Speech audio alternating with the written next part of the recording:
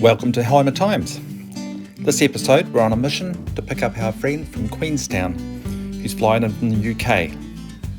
First of all, we're going to travel over the Haast Pass to Wanaka, where we check out the Albertown camping ground before heading over the Crown Range via the Cadrona Valley. We have a bit of a hiccup with Benny, but that's sorted out in Queenstown, so we can continue on down to Lowburn by Cromwell.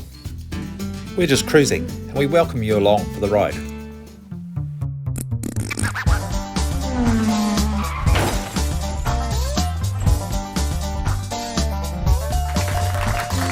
So we leave Pleasant Flat and head on our way through the Haast Pass. Had a good sleep here. It was quite quiet, a good place to stop just before we head up over the hill.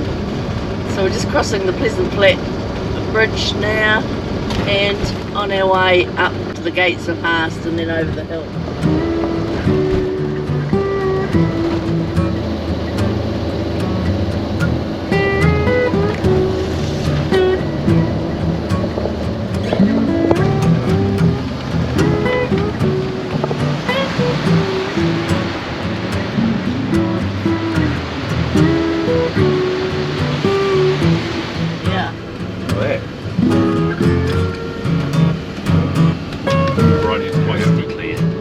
That last. It's nice proof that one. Yeah, it's got an arch on it. Doesn't say what the river is. The Haast Pass is a lovely drive, even on a wet day. Plenty of bush, and then finally coming out onto Lake Wanaka at the top end and crossing over to Lake Hawea. It hasn't really been the sort of day for stopping and walking tracks today, but it's nice to see a bit of light sky further ahead.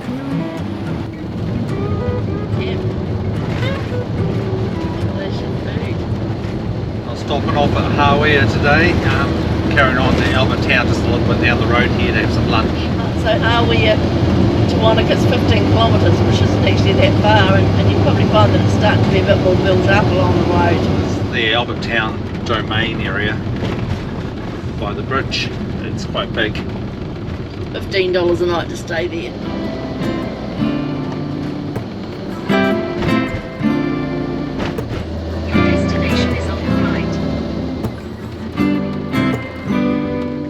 Food time.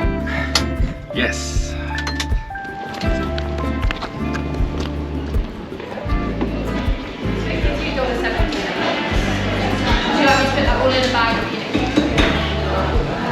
I've got a large almond croissant here. How much of it I'm going to eat.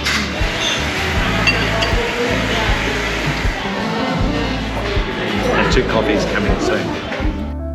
We're going to drive the remaining few k's around Mount Iron and go to the New World supermarket, which is in a new industrial built-up area in Wanaka called New World 3 Parks. So up behind me is Mount Iron. Heaps of businesses, bars, mountaineering shops, hardware shops, lots of new roundabouts, but we're just heading to the New World. There's quite a few empty sections already for new businesses to move in.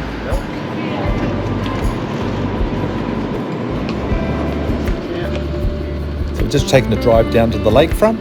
For those that have been through Wanaka will be familiar with this part of the town. Along the lakefront edge, it's certainly been developed over the recent years. It's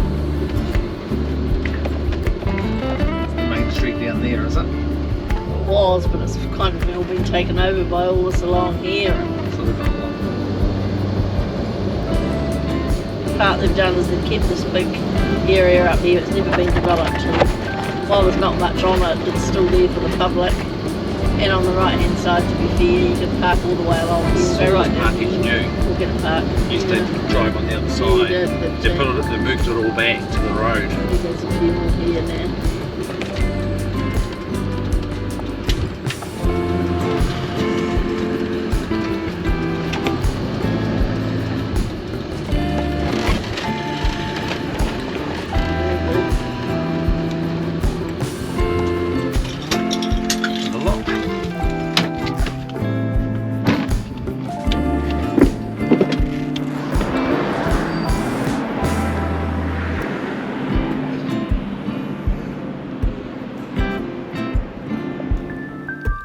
We've decided to head back to Albertown for a couple of nights, stay at the Albertown camping ground.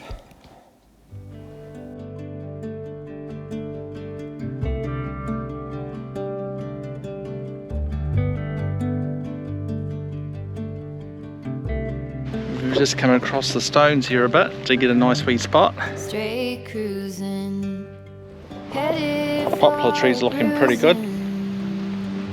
And the river is just here. Look at that. you gotta slow down, look around you, son. Today is just today and not tomorrow.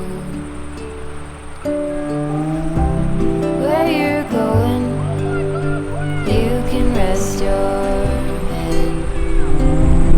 Where you're going, brightness looks big. Where you're going, truth can. Okay, we're going to give you a ride on the helmet today. There's an absolutely massive area here to park up for buses, long campers, at not that much of a cost. So the toilets and everything there, and just the registration booth on the right hand side there where they've got an electronic card reader. Anyway, we're heading across the bridge and we'll try out this new track.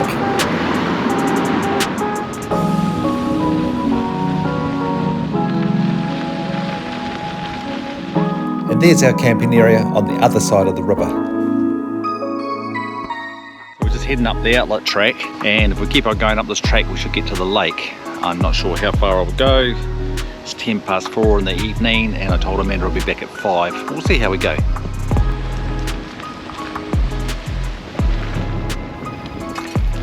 So this will do for me before I head back. You can just see the lake up there in the distance as the neck of the lake goes down into the river. Okay, we're going to put our red jacket on. We're going to go back on the roadway. There you go. Now they can see me on the roads. Just a bit safer with the red jacket. Red jacket, and I've got a red helmet.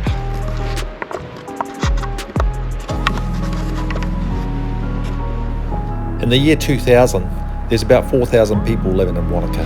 Now this is approaching 20,000 in the year 2024. The changes I've most noted is the expansion of houses between Wanaka round the back of Mount Iron and joining up with Albertown.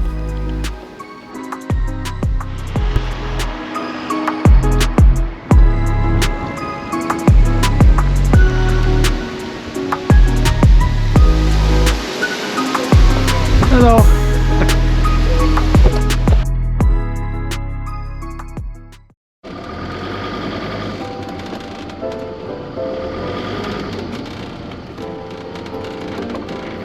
Well, what a difference a day makes. We're on our way to Queenstown, and we're going to head over the Crown Range. I'd imagine this southerly blast is probably snow. So, up there. What's that? It's not going to settle with all the rain, it's sort of rain.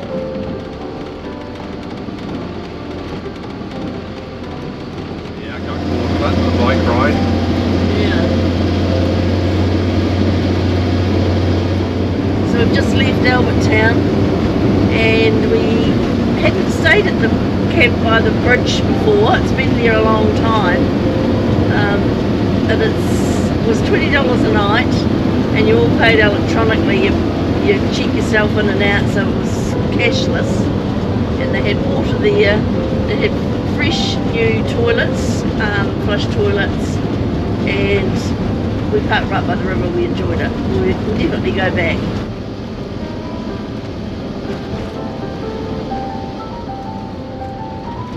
I have actually stayed at the Albertown camp before, but it was when it was a domain, and they used to let you stay there free. But I'm talking about 30 plus years ago, 40 years ago, and I used to stay up there and then come up here and go skiing.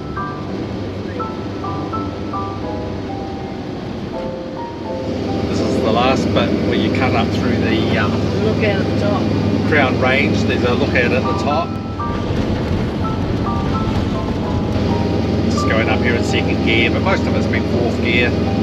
got a third gear leading up to this cutting. Come down the other side, a bit of fog, but pretty good actually. A few people stopped at the top. This road, when we used to drive it, was all gravel, and in 2001 it's been tar sealed, so it's a game changer really. So for me, this is the hardest bit of the hill, not the going up, but the going down. Just change it to second. And just take your time. Oh, look at that view now. Pull in there if you want to get photos. I'll just stop here because it's a better photo than the one up the top.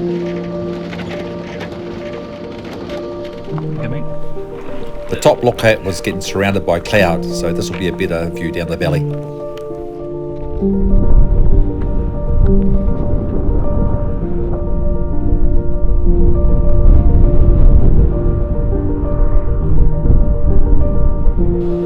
So many cars snaking their way over the Crown Range.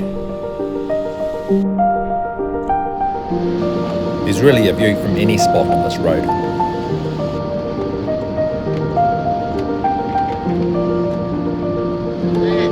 There's the Remarkables. There's the Remarkables, bit of snow on the mountains there. Once you come over the summit, there's the first few bends heading down fairly steep, and then it flattens out to a plateau. We're about to head down this last zigzag, which gets a little bit exciting at the bottom.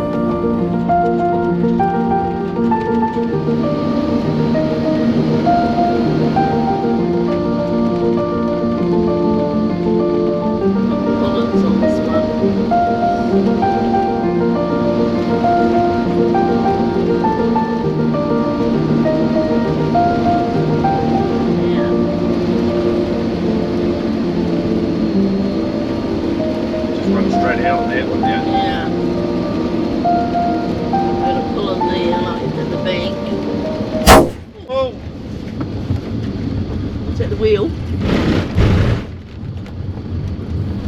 Now that was a big blowout, and I've heard that sound before. The good news was we're at the bottom of the hill and there's a car parked right beside us. There's a couple of fellas having a pee down here. They must have just about wet their pants. But we won't show you them. Yeah, I know. Man, did it go bang? That was a bang one. Yeah. Jeez, Wayne. It was. So we're all sorted out for the operation, and we have the manager sitting here in a chair. Amanda can tell you what happened as we were driving down the road. We just got to the bottom, it said test your brakes 200 metres. I said, oh, that'd be a good thing. He said you keep rolling, next minute bang like a shotgun. And our tyre exploded. And we just managed to get around the corner to try and change it. So here's my mechanic underneath. Never the easiest of places to get the spare, right under the back here. Got to lie down. Oh dear. I've got one job today, being the video blogger. We've managed to get the wheel off, and here's the bottle jack, which actually has worked quite well.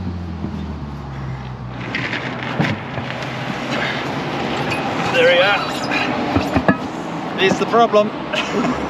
Well, does it fit, mechanic? It does fit. Does it fit? The thing is, if there's enough air in it, when we let the weight off the jack. Now I don't know if there's a coincidence here, but it's the same wheel that we had to re-tighten in the last episode when we were coming down the west coast.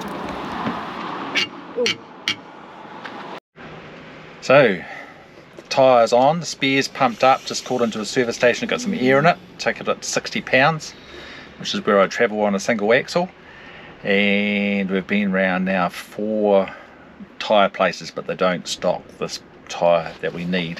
I've got the spare tyre down here in the back of the camper to show them.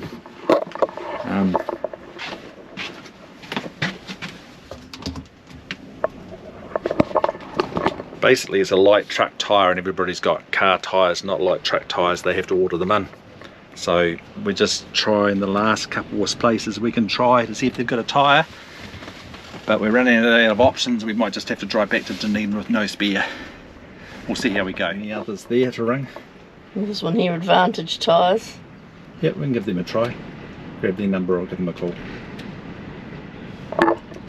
Well, I'll give you an update if we have any luck. Okay, our last call on the phone was successful, and we've found somebody that's got the same size tyres. He tells me that they're a very good quality tyre, but they also come with a very high price. So we're going to get 2 new tyres on the back and take the one good one that's left on the other side of the back and use it as a spare. And then we'll be feeling a whole lot better knowing that we've got it all sorted out. So we've got Blair sorting the tyre problem out, and he's got some new tyres. Blair's working with Advantage Tyre Solutions. So these boys are onto it straight away, and they've offered us a coffee in their lounge, which is pretty cool. There you go. Here's Amanda's down the coffee machine. Nice warm in here as well too, actually. 920, he gave us a discount, great service, coffee, warm room. Real nice to deal with. Can highly recommend Advantage tyres. It's in the industrial bit by Repco in Queenstown.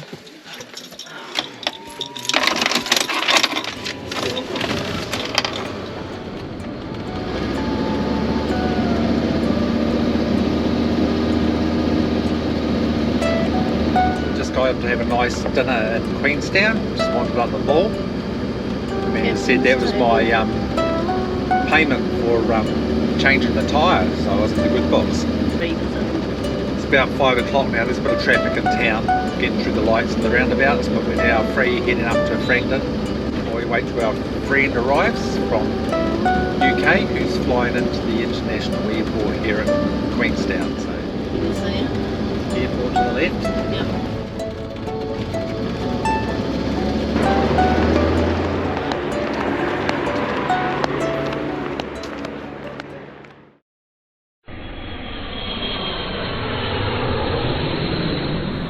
Our visitor has arrived safely, so we're going to travel down through the Quara Gorge to Lowburn to stay the night before continuing our journey down to Dunedin, where we're staying.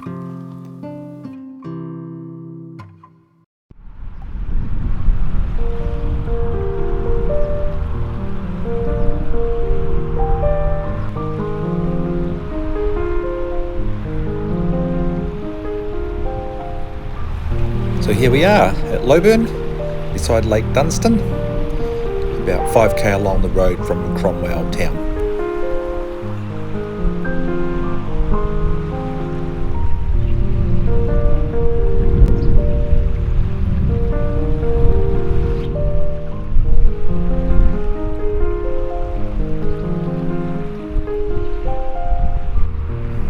So this is a free place to stay, provided by the council, with rubbish and toilets. Be self-contained, and it's our stop-off point for the night because it would have been too far to drive from Queenstown to Dunedin after the plane came in last night.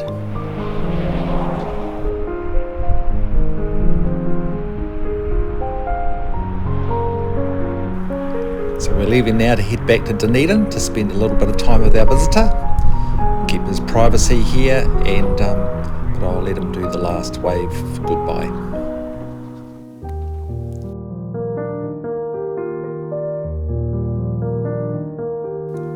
Timer Times, we'll be back soon with our next adventure. See you next episode.